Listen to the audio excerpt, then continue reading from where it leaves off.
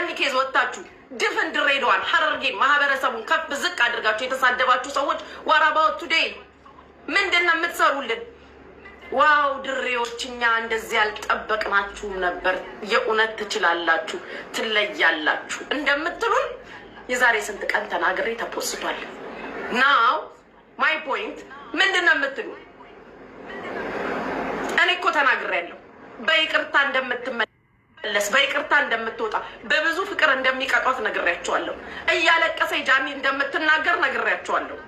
አውጡና ፖስቱ። የዛን ቀን የቀዳችሁ ልጆች ዛሬ ከጃኒ ይቅርታ ጋር አንድ ላይ ፖስት አድርጉ። ንግግሬ እስከ መጨረሻው ከጃኒ ጎን እኮ ነው የቆምኩትኝ። እስከ መጨረሻው በይቅርታ እንድትታለፍ ድምጾኛለሁ። አስተምረው እንዲመልሷት ድምጾኛለሁ። ዛሬ ጥንብርኩሳችንን ስታወጡ የነበራችሁ ድፍን ሐረርጌን ድፍን ድሬዳዋን ከፍ ዝቅ ስታደርጉ የነበራችሁ ሰዎች ምንድነው መልሳችሁ? ምንድነው የምትሉን? ምን እንጠብቅ?